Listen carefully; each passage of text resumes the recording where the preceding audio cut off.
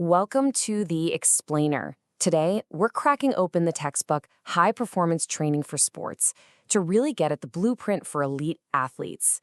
We're going to ask the big question, what truly separates a champion from everyone else?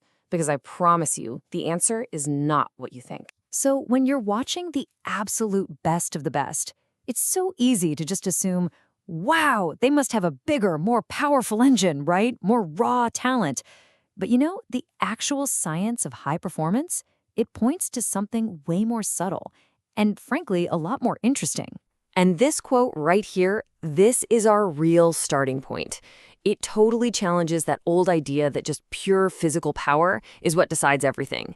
See, at the elite level, everybody is already incredibly fit.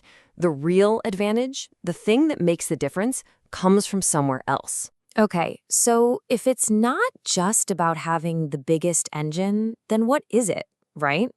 Well, the first secret, and this is a big one, is a concept that coaches and sports scientists are absolutely obsessed with: movement efficiency. This is a total game changer. To put it simply, think about it like this. Your body has a finite amount of fuel in the tank for any given performance. Movement efficiency is all about how much bang you can get for your buck. How much performance can you squeeze out of every single drop of that fuel? Because at the top, any wasted energy is a performance killer, period. And this leads us to this fantastic idea of energy leaks. Just picture these as tiny, almost invisible flaws in an athlete's technique. Maybe it's poor posture, or a core that's not quite strong enough, or a slight imbalance. These things silently sap power and force the body to work way harder than it should have to. The book uses this brilliant analogy for this. Imagine an athlete's total fitness is like a watering can. The goal isn't always to just go out and get a bigger can, to just mindlessly increase raw fitness. Exactly. The goal is to plug the leaks. It's about optimizing the capacity you already have.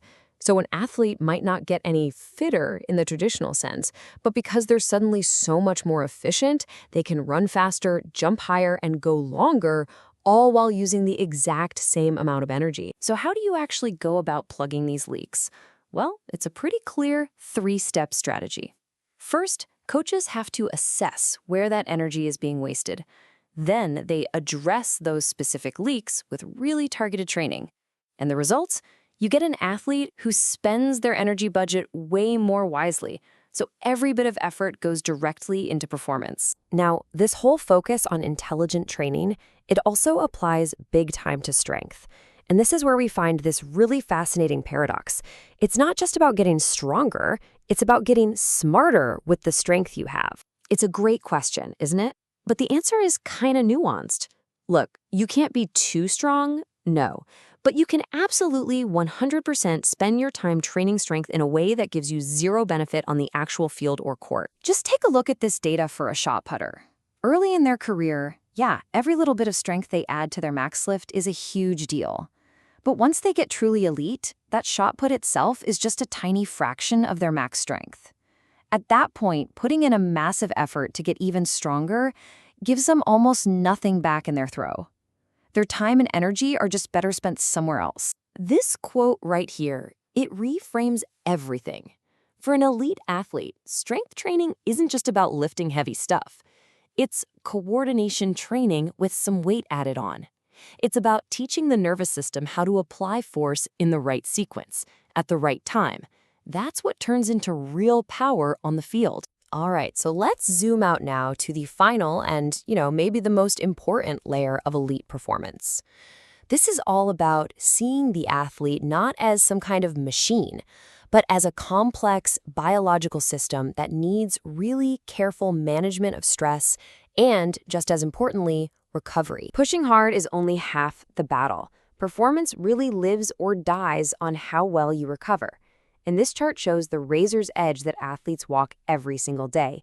Pushing into that functional overreaching zone is how you get better.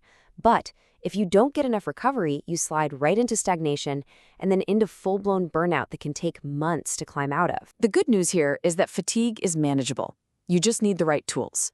Sleep and nutrition, those are the absolute non-negotiables, the foundation. But elite programs also use super targeted strategies.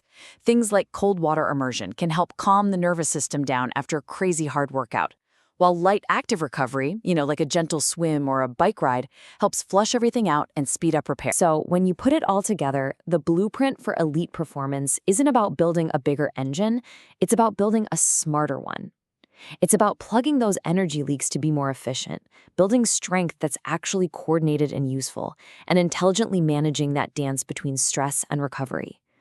Which leaves us with one final question to think about, not just for pro athletes, but for anyone who's trying to get better at anything they do.